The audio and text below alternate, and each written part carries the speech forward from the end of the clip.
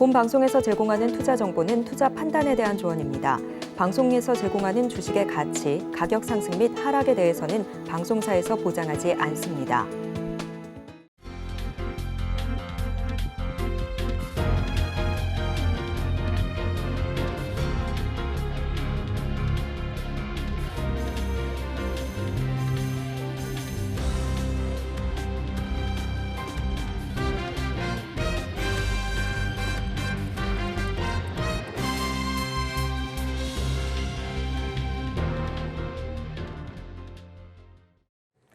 시청자 여러분 안녕하세요. 오늘을 돌아보고 내일을 준비하는 오늘장 내일장 1부 진행의 백선혜입니다.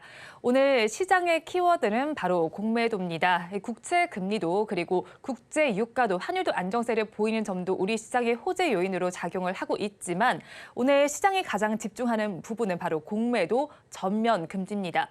어떤 사안에든 명과 암이 있기 마련입니다. 하지만 오늘 우리 시장은 이 부분을 빛으로 받아들이고 있는 모습이 나타나고 있습니다.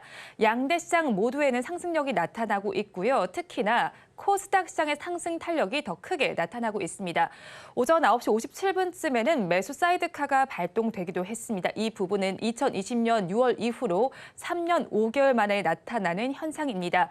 특히나 2차 전지주가 공매도의 타격을 많이 받았던 부분인데 여기에 투심이 몰리게 되면서 에코프로와 에코프로 BM의 경우에는 지금 상한가에 도달하기도 했습니다. 하지만 일각에서는 이렇게 공매도를 전면 금지를 하게 되면 우리나라가 MSCI 선진지수에 편입이 어려울 것이라는 우려가 제기가 되고 있기도 하고요. 거기에 외국인 투자자의 수급에도 부정적인 영향을 미칠 수 있다는 관측도 나오고 있습니다. 이 공매도 전면 금지가 기울어진 운동장을 바로 잡을 수 있을지 어떤 파장을 일으킬지 저희 방송을 통해서 꼼꼼하게 체크해 드리도록 하겠습니다. 저희 방송은 유튜브를 통해서도 보실 수 있습니다. 유튜브 검색창에 서울경제TV라고 검색하시면 저희 방송과 함께 하실 수 있으니까요. 실시간 채팅에도 많이 참여를 해주시기 바랍니다. 11월 6일 월요일입니다. 오늘장 내일장 1부는 이 시각 보도본부로 시작하겠습니다. 앞서서 살펴보셨던 헤드라인 중에서 세 가지를 골라서 심층적으로 다뤄보겠습니다. 오늘은 보도국의 박세아 기자와 함께합니다. 어서 오세요. 네, 안녕하세요. 네, 첫 소식부터 살펴보겠습니다. 오늘 공매도 전면 금지 소식 알아보겠습니다. 이렇게 되면서 상승 종목수도 굉장히 많이 나타나는 등 파장이 만만치가 않습니다. 그러면 정부의 공매도 전면 금지와 관련된 내용부터 좀 짚어주시죠. 네, 이 김주영 금융위원장은 5일 정부 서울청사에서 브리핑을 열고 내년 상반기까지 공매도를 전면 금지하기로 결정했다면서 공매도 금지 기간, 공매도 제도 전반을 손보겠다고 밝혔습니다. 금융위는 공매도 금지 조치의 이유로 급증하는 시장 불확실성을 들었는데요. 고금리 환경이 지속되고 또 이스라엘 하마스의 분쟁으로 지정학적 리스크까지 커지면서 한국 경제의 불확실성이 커졌다는 겁니다. 공매도는 주식을 빌려서 판 다음 주가가 하락하면 싼값에 사들여서 빌린 주식을 되갚는 투자 전략입니다. 주가가 내려야 차익을 얻을 수 있는 특성 때문에 이 개인 투자자 사이에서는 주가 하락의 주범으로 꼽혀왔는데요. 국내 공매도 시장에서 개인 대 기관 외국인 투자자 비중이 2대 98 수준입니다. 결국 정부가 외국인과 기관이 공매도 투자에서 유리해서 기울어진 운동장이라는 개인 투자자의 주장을 받아들인 결과로 보입니다. 공매도에 대한 불공정 거래가 다시 빈발하지 않도록 앞으로 제도 개선도 함께 추진할 방침입니다. 그렇다면 구체적으로 어떤 제도들이 거론됐을까요? 네, 이 정부는 빌린 주식을 상환하는 기관, 또 차입 조건 등 기관과 개인 사이에 존재하는 공매도의 차별을 없앤다는 방침입니다. 또한 불법 무차입 공매도를 사전에 방지하기 위해서 이 정치권에서 요구하고 있는 실시간 차단 시스템 구축에 대해서도 대안을 검토합니다. 10여 개의 글로벌 투자은행 전수조사를 실시하고요. 또 추가적인 불법 무차입 공매도가 적발될 경우에 엄정 제재와 적극적인 형사고발 등 무관용 원칙을 적용할 예정입니다. 한편 공매도 금지에 따른 부작용을 우려하는 목소리도 있습니다. 공매도는 시장의 가격 거품을 막고 또 증시 변동성을 줄이는 순기능이 있는 반면 해외 투자자의 신뢰를 잃을 수 있습니다. 공매도 금지 강화로 오히려 외국 자본이 빠져나가고 자본시장 선진화를 가로막을 수 있다는 우려가 나옵니다. 네, 총선을 앞두고 급조된 정책이라는 이야기도 나오는 만큼 근본적인 체질 개선이 필요해 보입니다. 다음 소식 알아보겠습니다. 비트코인 현물 ETF 상장이 가시화되고 있습니다. 이렇게 되면서 우리나라에서도 관련 상품에 대한 업계의 관심이 좀 뜨거워지고 있죠. 네, 하지만 아직 가상자산 성격 규정과 또 제도 미비 등으로 인해서 국내에서 비트코인 관련 ETF 상품 출시까지는 갈 길이 멀다는 평가가 나옵니다. 6일 금융당국에 따르면 이 국내에서는 아직 비트코인 관련 ETF 출시에 대해서 뚜렷한 방향이나 방침이 정해지지 않았습니다. ETF 출시를 위해서는 한국거래소에 상장 심사를 신청하고 금융감독원에 증권 신고서를 제출해야 합니다. 금융당국 관계자는 아직 비트코인 ETF와 관련해서 금융위원회와 금융감독원의 방향이 정해지지 않았다면서 현재로서는 언제 국내에서 출시가 가능할지 가늠하기 어렵다고 말했습니다. 금융당국은 비트코인의 법적 자산 성격이 아직 규정되지 않았고 또 가격이 가상자산 거래소마다 다르게 나오기 때문에 일물일과 원칙에도 어긋난다는 점을 지적하고 있습니다. 아직 상품이 출시되는 논의는 좀 시기상조인 것 같은데요. 비트코인의 자산 인정 여부나 가격 문제에 대해서도 합의가 필요해 보입니다. 그래도 우리나라 자산 운용 업계에서는 긍정적인 반응을 보이고 있죠. 네, 이 국내 자산 운용 업계는 비트코인 ETF라는 새로운 시장이 생긴다면 환영한다는 입장입니다. 당국의 허가만 있다면 운용사들은 비트코인 관련 ETF를 내고 싶어 하는데요. 하지만 디지털 자산을 금융투자 상품으로 만드는 과정에서는 선결돼야 할 조건이 있습니다. ETF가 투자하고 있는 기초자산은 운용사로부터 독립된 수탁은행에 보관돼 있습니다. 이로 인해서 ETF는 기업의 상장 주식과 다르게 운용사가 파산을 해도 투자자들이 피해를 보지 않는데요. 디지털 자산의 경우에는 중앙화 거래소에서 거래가 이뤄져도 이는 거래소 내부 장부에서 이뤄지는 거래일 뿐입니다. 이 때문에 가상자산 거래소를 수탁은행으로 인정할 수 없다는 의견이 있습니다. 이 경우 블록체인 지갑을 별도로 만들어야 하는지 등에 대한 논의가 필요해 보입니다. 네, 보다 근본적으로 비트코인에 대한 성격이 규정이 되는 게 중요해 보입니다. 그럼 마지막 소식도 살펴보겠습니다. 엔데믹에 접어들면서 재택근무를 폐지하거나 축소하는 기업들이 늘어나고 있습니다. 여기서 현대차에서는 재택근무를 공식 폐지하는 방안에 좀 돌입을 하고 있다고요? 네, 이 현대자동차가 재택근무를 공식 폐지하는 방안에 대한 내부 검토를 마친 것으로 전해졌습니다. 이 코로나19 당시 빠르게 확산한 재택근무가 업무 효율성을 떨어뜨릴 수 있다는 우려 때문인데요. 현대차는 코로나19 위기가 감소하면서 지금까지 재택근무 비중을 줄여왔고 현재는 업무 특성에 따라서 조직별로 재량껏 재택근무를 시행 중입니다. 현대차는 재택근무가 기업 생산성에 도움이 되기보다는 또 불리하게 작용하는 부분이 더 크다고 판단한 것으로 보입니다. 네, 일부 직원들 사이에서는 반발이 또 예상되죠. 네, 현대차는 노조 반발을 의식해서 재택근무 중단 발표 시점을 조율 중입니다. 전국금속노동조합 현대차 지부장 선거가 이달 20일에 시작이 되는데요. 사측에서는 재택근무 폐지를 발표할 경우에 이에 반발한 표심이 강성노조로 쏠릴 수 있다는 점을 우려하고 있습니다. 하지만 현대차뿐 아니라 대기업들의 재택근무 시행 비중은 이미 꾸준히 줄고 있는 추세입니다. 한국경영자총협회 조사에 따르면 올해 9월 기준 국내 매출액 기준 50대 기업의 58.1%가 재택근무를 시행 중인데요. 매출액 100대 기업을 대상으로 조사했던 2021년, 2022년에 이 비중이 각각 91.5%, 72.7%였습니다. 매년 빠르게 감소하고 있는 겁니다.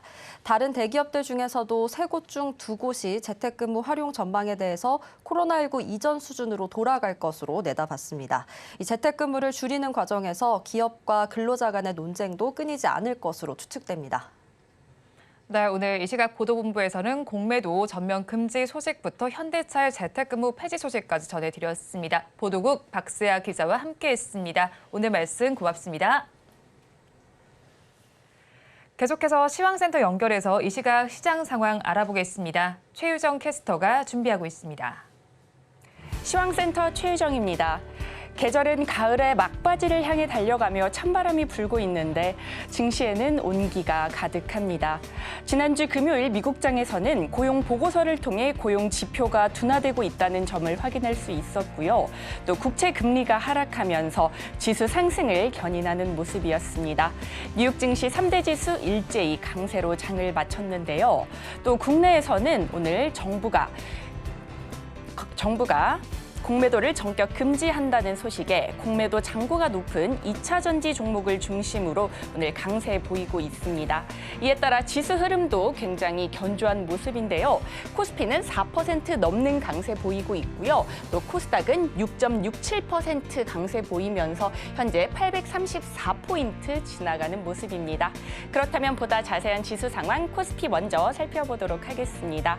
코스피 오늘 업종별로 살펴보면요. 경기 방어주 성격의 통신 보험 업종을 제외하고는 모두 다 빨간불 켜내고 있습니다. 그중에서 오늘 포스코 홀딩스가 강세 보이면서 철강 금속 업종 두드러진 약진이 보이네요. 오늘 코스피 지수 살펴보면요. 2399선에서 시작해 가파른 상승 곡선 그려가는 모습입니다. 현재 4% 넘게 오르면서 2469포인트 지나가고 있습니다. 이어서 수급도 살펴보도록 하겠습니다. 오늘 장 초반 개인과 외국인 동반 매수세 보였는데요. 하지만 개인은 매도로 전환하면서 현재 3,500억 원 넘게 팔아내고 있고요. 외국인은 오늘 제조업, 대형주, 전기, 전자 쪽 매수세를 중심으로 현재 4,834억 원 담아내는 모습입니다. 기관은 오늘 1,400억 원 넘게 팔아내고 있네요. 이어서 코스닥도 살펴보도록 하겠습니다.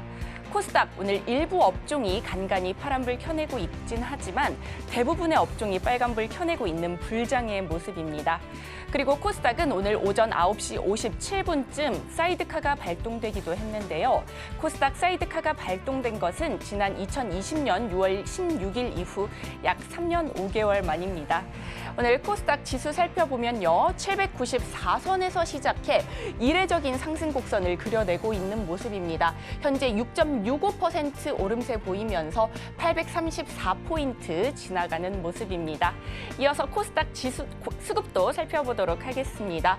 오늘 개인과 기관 동반 매도세 보이고 있는데요. 개인은 2,900억 원 팔아내고 있고요. 기관은 오늘 470억 원 가까이 덜어놓고 있네요. 오늘 외국인만이 금융업종에서 강세를 보이면서 현재 3,224억 원 담아내는 모습입니다. 이어서 섹터별 흐름도 살펴보도록 하겠습니다. 먼저 상승하는 섹터 리튬 관련주입니다. 증시 역사상 4번째 공매도가 금지됐습니다. 정부는 오늘 11월 6일부터 내년 6월 말까지 전면적으로 공매도를 금지한다고 했는데요. 증시에 상장된 모든 종목이 그 대상입니다. 오늘 이에 따라 오늘 공매도 비율이 높았던 2차 전지 리튬 관련주 일제히 강세를 보이고 있는데요. 이 시각 흐름 살펴보면요. 먼저 에코프로 현재까지도 상한가가 풀리지 않고 있습니다. 82만 8천 원에 거래가 되고 있고요. 금양 역시 29% 넘게 오르면서 11만 9천 원에 거래가 되고 있습니다. 하이드로 리튬 역시 오늘 장중 상한가 진입했었는데요. 현재는 28% 빨간불 켜내면서 14,200원에 거래가 되고 있습니다. 리튬 포어스 역시 오늘 29% 가까이 오르는 모습이었는데요. 현재는 22% 오름세 보이고 있네요. 이어서 하락하는 섹터도 살펴보도록 하겠습니다. LPG 관련주입니다. 세계 최대 산유국인 사우디아라비아가 연말까지 원유 감산 기조를 이어가겠다고 밝혔습니다. 러시아도 추가 감산 정책을 고수하고 있는데요. 이스라엘과 하마스 간 전쟁으로 중동 지역 내 혼란이 가중되면서 국제 원유 시장의 불확실성은 더 커질 전망인 가운데 오늘 LPG, 정유 관련주 일부 종목은 파란불 켜내고 있습니다. 이 시각 흐름 살펴보도록 하겠습니다. 먼저 극동유화가 8%로 가장 하락세가 짙은 모습이었고요.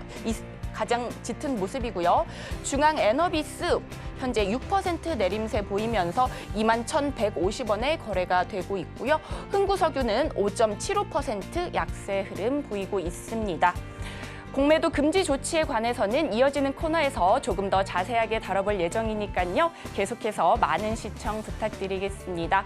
이상 시황센터 최유정이었습니다.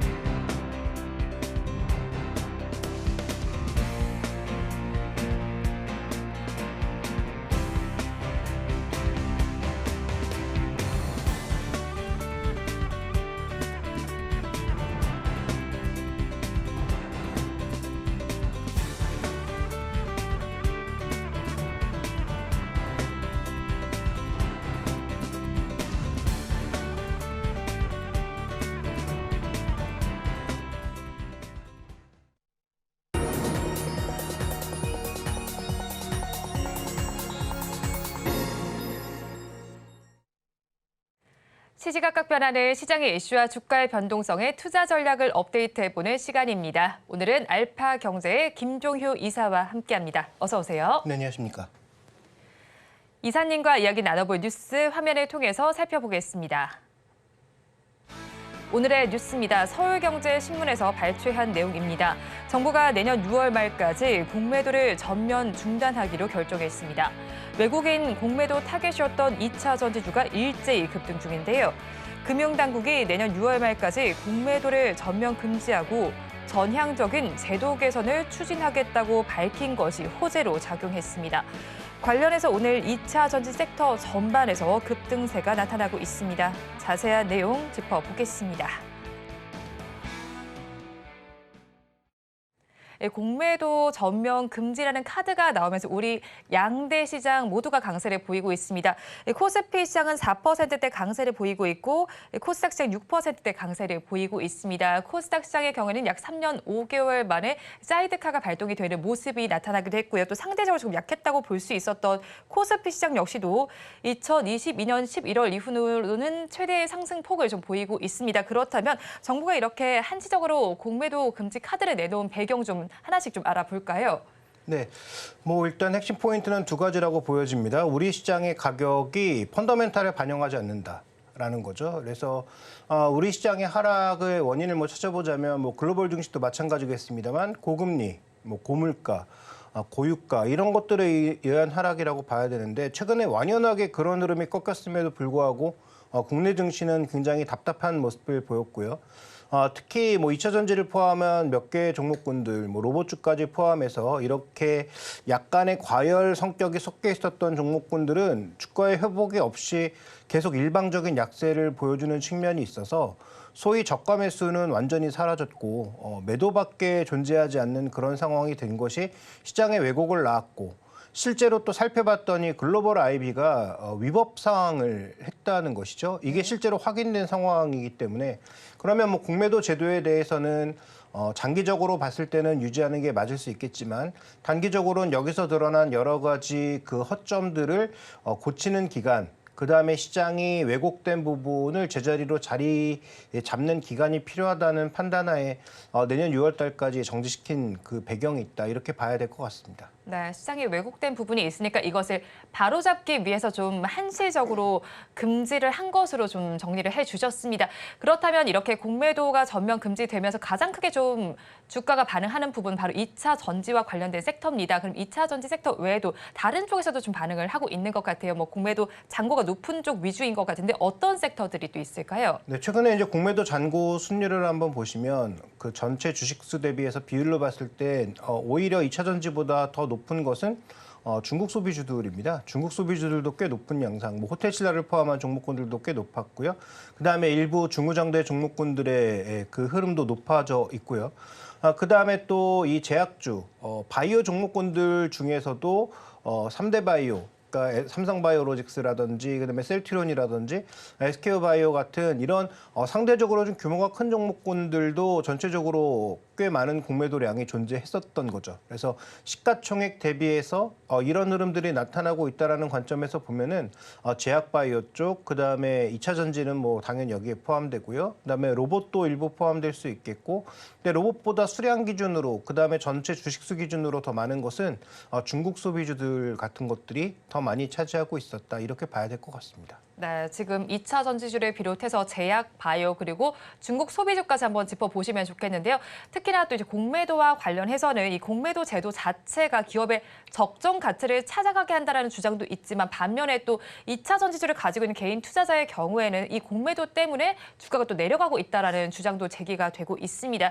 그렇다면 사실 이렇게 또 공매도가 전면 금지되게 된다면 앞으로 또 극심한 변동성을 보이지도 궁금하거든요. 오늘만 해도 지금 봤을 때 에코프로와 에코프로비엠이 상한가로 지금 직행을 하고 있는 모습이잖아요. 앞으로의 흐름은 어떻게 전망하시나요? 네, 너무 극단적이죠. 이게 주가라고 하는 게 결국은 심리와 수급, 펀더멘탈을 모두 반영하면서 가야 되는데 지금은 심리와 수급을 펀더멘탈을 반영하기보다는 약간은 수급 쪽으로 뭔가 기울어진 듯한, 그래서 저가 매수는 사라지고 공매도가 우위를 차지했던 구간에서는 너무 또 주가가 일방적으로 내려가는 모습만 보였고 반대로 7월 달까지 올랐다는 구간도 마찬가지입니다. 수급에 왜곡시켰죠. ETF라든지 그다음에 공매도 들어왔다가 주가가 워낙 강하니까 청산되는 과정에서 또 주가가 예상보다 더 올라가거나 또 과열되는 그런 모습을 보였기 때문에 결국 이 공매도라고 하는 것에 우리가 집중하기보다는 지금 현재 구간에서 시장의 수급이 어떤 모습으로 작용하고 있느냐에 좀 더 주목해 봐야 될 것 같은데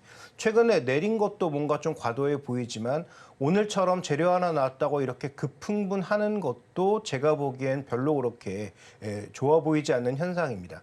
그래서 지금은 펀더멘탈을 반영하고 있다라기보다는 수급 상황에 의해서 오를 때도 너무 좀 급하게 가는, 그래서 펀더멘탈 대비 빠르게 오른 모습이었고 내려갈 때도 펀더멘탈 대비 너무 빠른 모습이었고 네. 오늘 또 재료에 따라서 움직이는 모습도 너무 좀 거칠게 움직이고 있어서 뭐 당장 뭐 주가가 하락하진 않고 더 상승할 것으로 보이긴 하지만 그런데 펀더멘탈의 방향성이라든지 그다음에 지금의 반등의 기조는 아까 말씀드렸던 여러 가지 거시 지표들이 반대로 밀고 올라가는 것에 작용한 것이기 때문에 그런 것들이 또 바뀌게 되면 언제든지 내려올 수 있다라는 측면에서 지금은 펀더멘탈 중심의 반등은 아니다. 그다음에 공매도가 청산됐다고 해서 반드시 올라가는 것도 아니고 또 하나 주목해 봐야 될 것은 우리가 과거 이제 공매도 사례를 살펴봤을 때 4번의 사례가 있었는데 코스닥 시장은 전부 다 반등하긴 했습니다. 유가증권 시장도 전체적으로는 반등의 기조가 더 많았죠. 그런데 이렇게 뭐 개별 종목단에서 하루에 뭐 상한가가 나오는 이런 네. 극단적인 경우는 많지 않았습니다. 그래서 이렇게 또 재료를 한 번에 반영하게 되면 추가 상승세는 제한될 수 있다라는 점도 염두에 두면서 그렇다면 지금의 수급에 의한 쏠림 현상은 좀 극복했으니까 과연 펀더멘탈이 제자리로 돌아올 수 있는지를 우리가 냉정하게 조금 이제부터는 살펴봐야 되는 그런 시기가 아닌가. 그래서 정리해보면 뭐 급변동성이 다시 나타날 것 같지는 않은데 무슨 재료가 또 나오지 않은 이상 급변동성은 나타날 것 같지는 않은데 이렇게 너무 이렇게 극단적인 현상이 나타나게 되면 단기 매매가 많아지면서 뭐 변동성이 확대될 수 있는 구간이 있으니까 그 변동성이 확대될 수 있는 재료가 나올 때는 저는 좀 비중을 축소하는 것이 맞겠다. 정말로 내가 몇 년 후 보고 지금보다 아주 높은 가격을 바라보는 그런 장기 투자자가 아니라면 최근에 이런 반등을 통해서 일정 부분 현금을 마련해 두는 것도 크게 나쁘지는 않겠다. 이렇게 판단하고 있습니다. 네, 지금의 상승 같은 게 좀 극단적으로 보입니다. 펀더멘털적인 측면보다는 수급적인 측면에 조금 더 쏠리는 것으로 판단이 되고 있는데요. 또 공매도 비중이 상이다 하는 업종 하면 제약 바이오 업종도 꼽을 수가 있습니다. 그간도 이제 공매도에 좀 문매를 맞았다고 볼 수가 있을 텐데 그러면 이렇게 전면 금지가 되면서 제약바이오 업종 내에서 어떤 종목에 저희가 조금 더 주목을 해보면 좋을까요? 일단 지금 아까 언급드렸던 3대장이 모두 공매도량이 적지 않습니다. 네. 그런데 과거부터 지금이야 이제 2차 전지가 공매도의 주 대상이 되면서 가장 핫한 이슈로 떠올랐지만 불과 몇 년 전으로 시각을 돌려보면 공매도의 주 대상이 되면서 시장에서 가장 원성을 샀던 대표 종목은 셀트리온입니다. 네. 그래서 오늘도 시장 전체 반등폭보다도 작은 모습을 보여주고 있는데요. 네. 그러면 셀트리온의 강도를 한번 잘 살펴봐야 될 것 같습니다. 그래서 이런 제약 바이오가 비교적 밸류가 높은 상황에서 실적이 잘 따라주지 않으면 언제든지 변동성을 발생시킬 수 있는 구간이기는 한데요.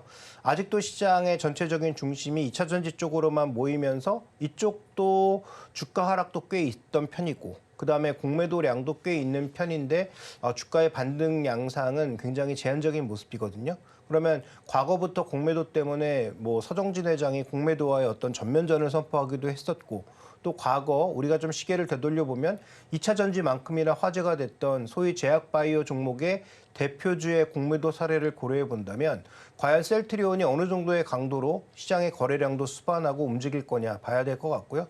그렇지만 결국은 이 공매도라고 하는 것도 지나가는 이슈로 봐야 될 것이고 셀트리온의 상승의 본질은 M&A 같은 단기 모멘텀보다는 결국 실적이 얼마만큼 늘어나느냐 이 부분에 중심축을 두고 봐야 될 것 같습니다.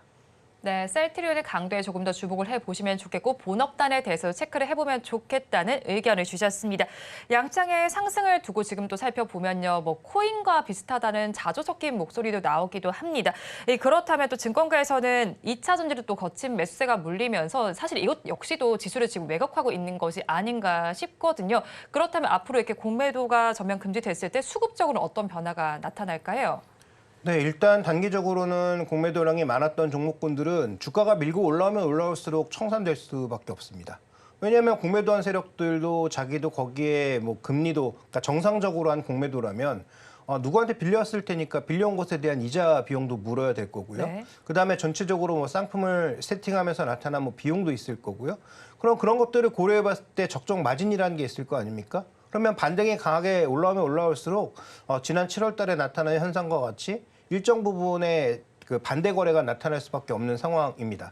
그래서 공매도 잔고가 단기에 많이 늘었거나 주가가 많이 내려간 종목이 그 낙폭을 만회하는 강한 상승이 나오면 공매도량은 당연히 줄어들 수밖에 없다. 그래서 단기적으로 보면 공매도량이 많거나 공매도 잔고가 단기에 급증했거나 아니면 단기 수익이 많이 발생한 종목들 쪽에서는 이 공매도 청산이 나오면서 수급적으로는 이런 종목군들의 반등이 좀 더 시장보다 강하게 나올 가능성은 있다고 봐야죠. 네. 다만 거기까지죠. 그게 펀더멘탈의 흐름이 아니기 때문에 그 흐름이 나온 이후에도 추가적으로 무언가가 이어진다? 없고요. 그다음에 또 하나 우리가 살펴봐야 될 것은 이 공매도 세력은 대부분의 사람들이 여전히 뭔가 아랫방향만 내려보고 찍어 누르는 사람들이 주류라고 생각하지만 그렇지 않습니다.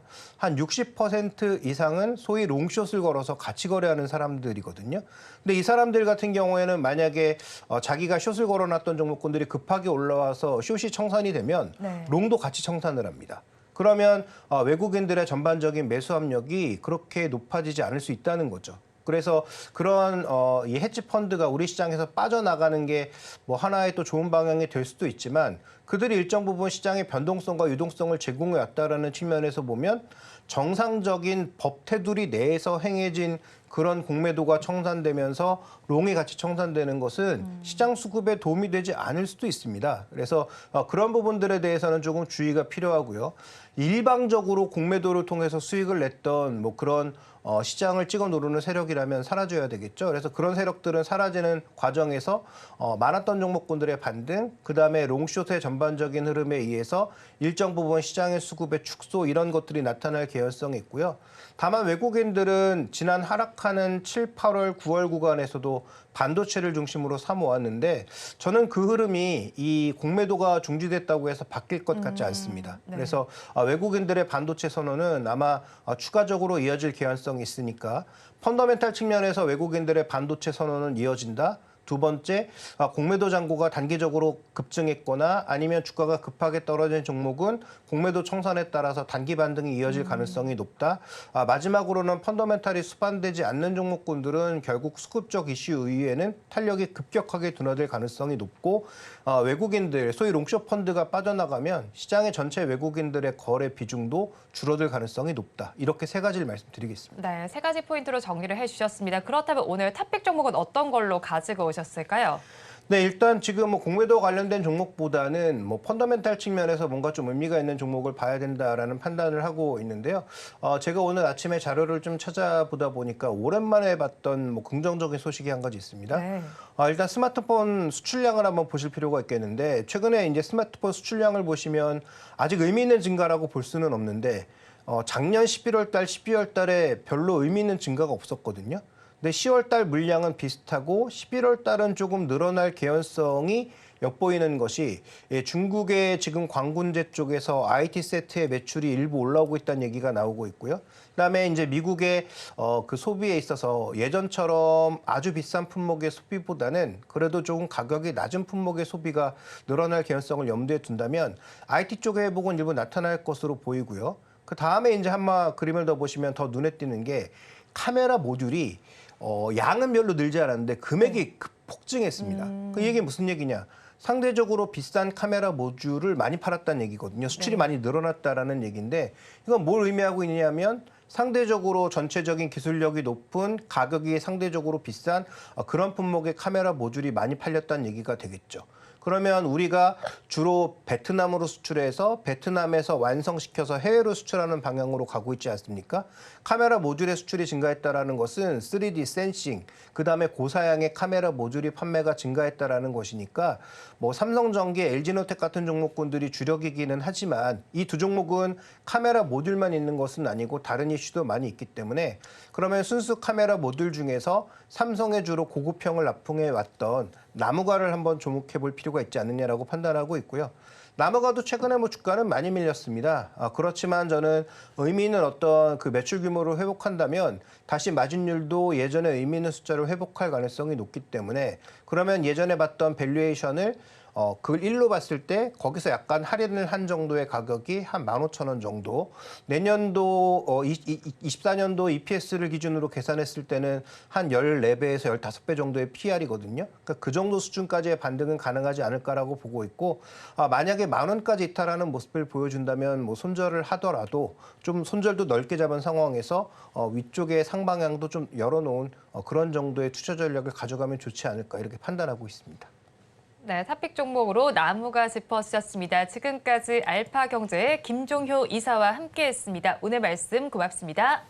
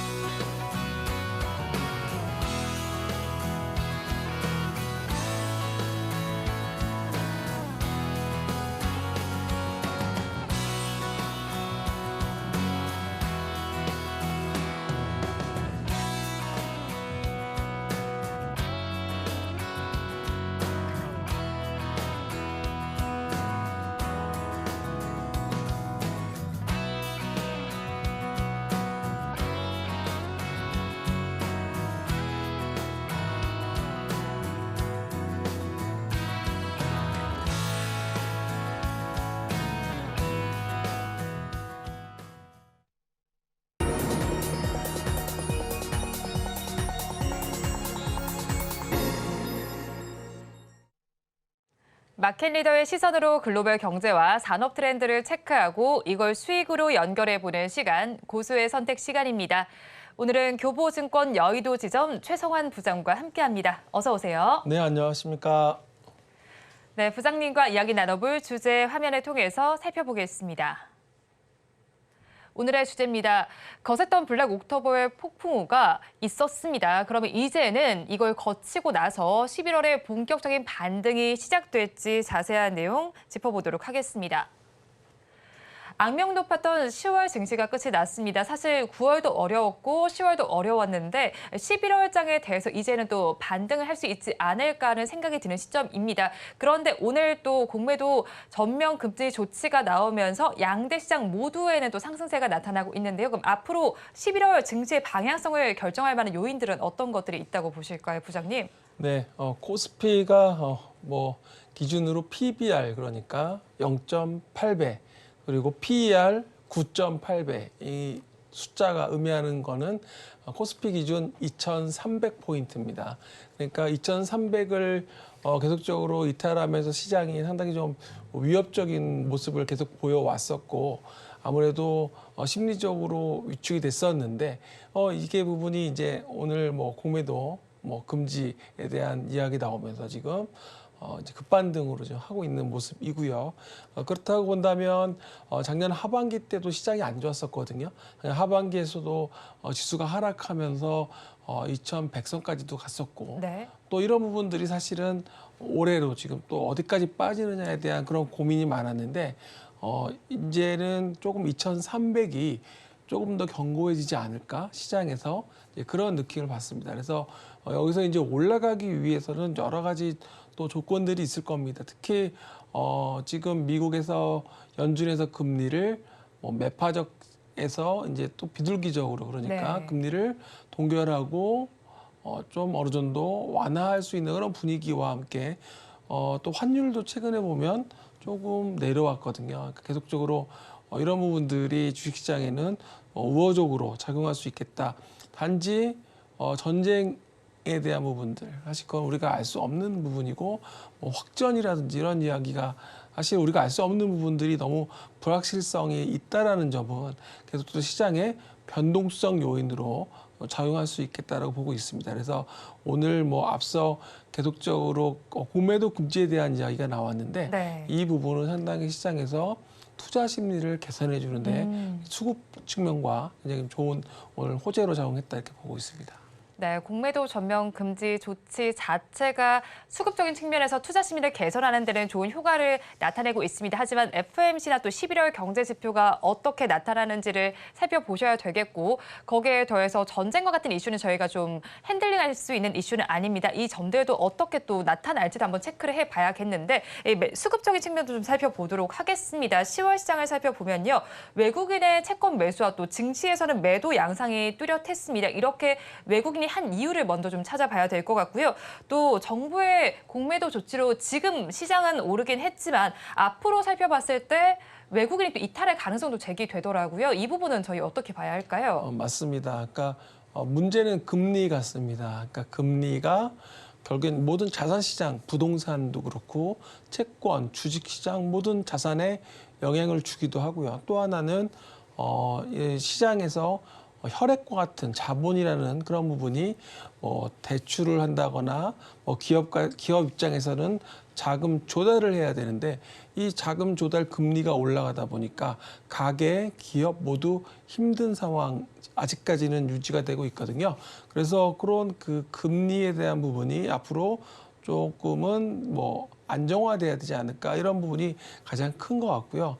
또 여기에 OECD가 지금 한국에 대한 전망을 올해는 1.9, 내년은 1.7까지 지금 성장률을 좀 낮춰 잡고 있거든요. 그러니까 네. 이런 부분들이 아무래도 외국인들 입장에서는 지난 6월 달부터 12월까지 그러니까 5개월간 약 8조 원의 매도를 주식시장에서 하게 만든 또 원인이었던 것 같습니다. 그래서 전체적으로 이제 11월 들어서는 아무래도 중국이라든지 중국의 지금 경기가 조금은 회복된다라는 그런 시그널을 좀 시장에서 계속 반도체뿐만 아니라 스마트폰에 대한 이야기도 계속 나오고 있거든요. 그래서 이런 부분들 또 일본 역시 이런 아시아 지역의 시장이 조금 더 좋아져야 되겠다는 거고요. 결론적으로는 시장이 이렇게 오늘 공매도 금지에 대한 뉴스로 주가가 오늘 시장이 많이 오르고 있는데 과거에 보게 되면 V자로 올라가기보다는 이렇게 좀 지그재그로 이렇게 우상했던 적이 많다라는 점에 조금 좀 시장에 대해서 좀 냉정하게 좀 판단을 하시면 좋을 것 같습니다. 과거의 사례를 비춰봤을 때도 급하게 오름세를 보였다기보다는 지그재그로 오름세를 보였다는 점을 염두에 두시기 바라겠고요. OECD에서는 우리나라의 성장률이 조금 저평가하고 있다는 점도 한번 생각해 주시면 좋겠습니다. 그럼 반도체 업황에 대한 이야기도 좀 해보도록 하겠습니다. 반도체 업황 사실 하반기에 주도주가 되지 않을까 하는 이야기가 나왔는데 이젠 또 신조어가 나왔더라고요. 올저 내고라고 올해는 좀 저점이고 내년이 다시 고점을 보일 것이다라는 이야기인데 이창용 총재의 경우에도 반도체 업황이 바닥을 다지고 가격도 오른다 이런 이야기가 나옵니다. 하지만 시장에서 살펴보면 반도체주의 주가가 좀 오르는 건 미미하다는 느낌이 들거든요. 그렇다면 반도체 업황도 턴어라운드를 하고 또 주가까지 이것이 영향을 받는다라고 보는 시점은 내년이라고 저희가 봐야 할까요? 조심스럽지만 올해 주식을 사야 된다는 건 올 하반기 11월, 12월에부터 사자라는 의견들이 많습니다. 그러니까 내년에 좋아진다면 주가 측면에서는 올해 먼저 움직일 수 있다라고 좀 보고 있는 것 같고요. 그래서 삼성전자를 증권사에서는 목표 주가 9만 원, SK 하이닉스는 16만 원.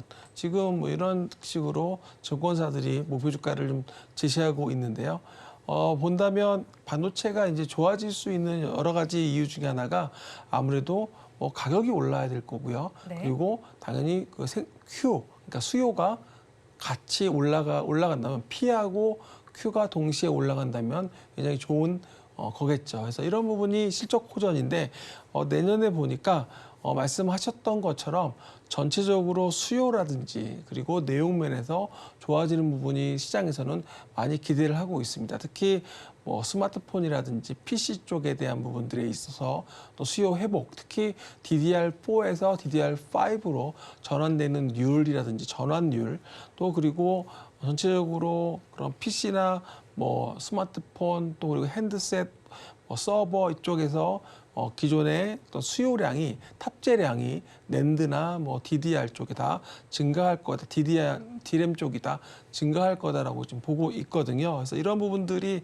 전체적으로 본다면 뭐 올해 상당히 힘들었던 네. 해, 그러니까 감산도 해야 되고 재고도 조정해야 되고 이런 어려운 국면이었다면 내년에는 가격도 회복되고 수요도 늘어나면서 P하고 Q가 동반 성장하는 부분들, 그렇다고 본다면 말씀하셨던 올해 뭐라고 그러셨죠? 그 신조 그런 네. 것처럼 지금 올져내고. 네. 올져내고 네. 예, 표현하시던 것처럼 오히려 하반기 연말은 그런 매수 관점으로 오히려 접근하는 전략이 좀 필요하다라는 전체적인 분위기는 좀 그런 것 같습니다. 내년 자체가 반도체 업황이나 뭐 다른 부분들 뭐 Q와 P 모두가 좋아질 것이고, 그렇다면 연말쯤을 좀 바라보면 좋겠다는 의견을 주신 거네요. 그렇다면 연말 랠리 가능성은 어느 정도로 보시는지 궁금하고요. 이걸 주도할 업종은 어디라고 보실까요? 반도체 쪽을 봐야 하는 걸까요? 아무래도 반도체 안에서도 HBM이 지금은 시장에서 아무래도 관심도가 높잖아요. 그게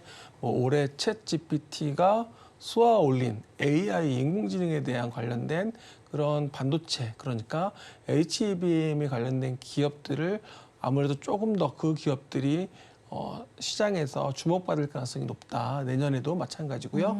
그래서 그쪽 관련된 기업들을 조금 더 추려서 보시면 좋을 것 같습니다.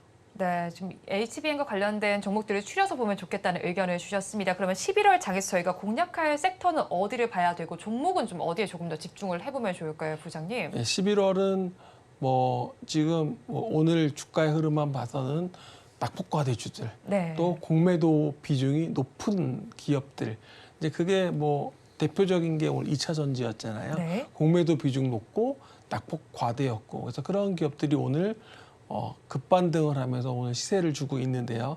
전체적으로 11월을 본다면 이렇게 낙폭이 좀 크고, 그리고 그러면서 실적이라든지 그리고 수급이 좋아질 수 있는 회사를 찾는 게 저는 좋겠다라고 보고 있습니다. 그래서 그걸 증권사들이 이렇게 제가 교집합처럼 좀 찾아보니까 역시 반도체가 가장 네. 많이 나오는 게 반도체고요.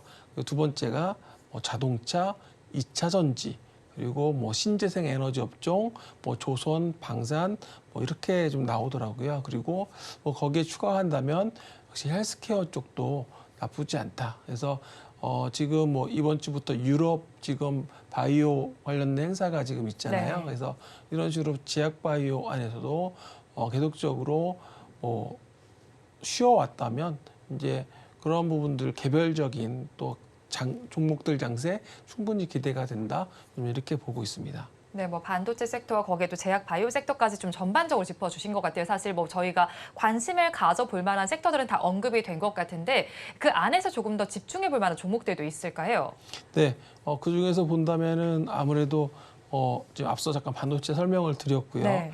그리고 자동차 업종 같은 경우도 사실은 계속 시장에서는 데이터들이 좋았습니다. 네. 매출이나 실적이나 이런 부분들이 지금 당장 2차 전지, 그러니까 전기차 쪽에 대한 수요가 조금 감소를 하긴 했지만 여전히 자동차 쪽에 대한 부분도 보이는 것 같고요.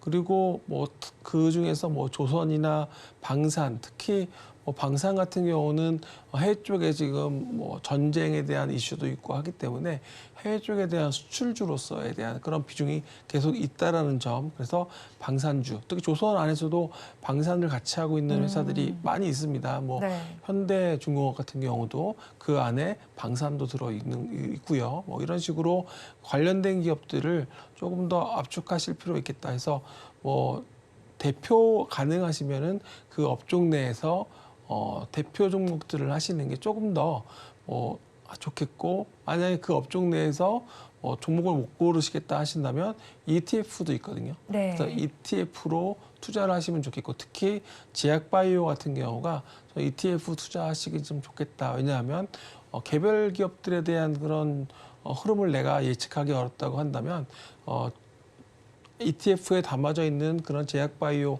회사들에 대한 부분들이 상당히 좀 중요하기 때문에 저는 그 ETF에 대한 투자도 개인 분들 같은 경우는 나쁘지 않다라고 말씀드리겠습니다. 말씀하신 섹터 내에서는 좀 대장주격인 종목들을 보시되 그게 좀 어렵다 하신다면 ETF 투자도 좀 괜찮겠다라는 의견이시네요. 그럼 탑픽 종목도 따로 있으실까요? 탑픽은 지금 말씀드릴 수 있는 건 최근에 보면 그 약간은 개별 종목이긴 한데 네. 드림텍 같은 경우 이제 최근에 낙폭이 좀 크거든요. 그러니까 낙폭이 크고 성장에 대한 모멘텀이 있고 실적에 대한 개선 기대감이 있는 종목을 제가 찾으라고 말씀을 드렸잖아요. 네. 그 중에 하나가 드림텍일 것 같은데 사업 포트폴리오가 우선 다변화되어 있습니다. 그러니까 IT부터 헬스케어 그리고 전장까지 해가지고 이게 삼박자라는 표현을 쓰는데 상당히 좀 다양화되어 있다는 점이 좀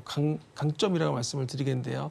스마트폰 같은 경우도 기존에 계속적으로 전체적으로 전 세계 글로벌 시장에서 수요가 감소했다고 한다면 이제 좋아지는 부분들 분명히 중국에서 좀 보여주고 있다라고 좀 뉴스에서 나와주고 있는데요. 그런 부분들 그리고 2차 전지 같은 경우도 전장 같은 경우도 전반적으로 동사가 할 수 있는 그런 카메라 쪽에 대한 부분들 그러니까 카메라 모듈 같은 경우는 지금 나무가를 인수하면서 2020년에 인수를 했거든요. 그래서 네. 인수하면서 이쪽에서 앞으로 전장 그러니까 스마트카 이런 쪽으로 자율주행 쪽으로 시장이 확대가 될 때 수혜가 될 수 있고요. 특히 헬스케어 같은 경우는 지금 무선 패드 그러니까 무선으로 우리가 이런 검사할 수 있는 부분들을 동사가 지금 미국의 라이프 시그널스와 함께 같이 하고 있거든요. 이 부분들이 향후에 FDA 승인을 받게 되면 글로벌 시장에서 이제 상당히 좀 매출이라든지 이런 포션이 커질 겁니다. 이에 맞춰서 동사가 지금 거기에 맞춰서 캐파 증설도 네. 준비를 하고 있거든요. 그렇다고 본다면 앞서 말씀드린 헬스케어 쪽에서도 근데 좀 수혜가 혜택이 예상되고 그리고 IT라든지 전장 쪽도 네. 좋을 것 같습니다.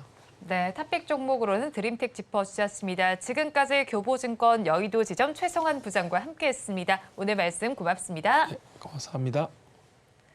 오늘장 내일장 일부에서 전해드린 내용 정리해서 보여드리겠습니다. 화면으로 확인해 보시죠. 오늘장 내일장 일부의 핵심입니다. 공매도 금지 속에서도 2차 전지의 핵심은 실적과 모멘텀이라는 점을 꼭 기억을 하시기 바랍니다.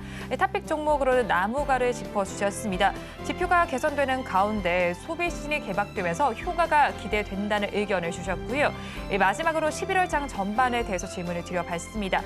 반도체와 2차 전지가 연말 랠리를 주도할 가능성이 있다고 짚어주셨으니까 투자 의견에 참고를 하시기 바랍니다. 본 방송에서 제공하는 정보는 투자 판단에 대한 조언일 뿐 해당 주식의 가치와 수익률을 보장하지는 않습니다. 아울러 서울경제TV와 서울경제신문은 당사의 브랜드입니다. 최근 당사를 사측하는 피해 사례가 늘어나는 만큼 각별히 주의해 주시기 바랍니다. 오늘장 내일장 1부에서 준비한 순서는 여기까지입니다. 저희는 잠시 후 2부로 돌아오겠습니다.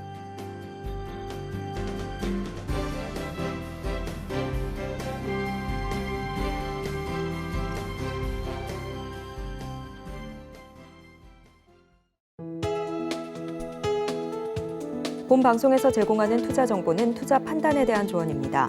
방송에서 제공하는 주식의 가치, 가격 상승 및 하락에 대해서는 방송사에서 보장하지 않습니다.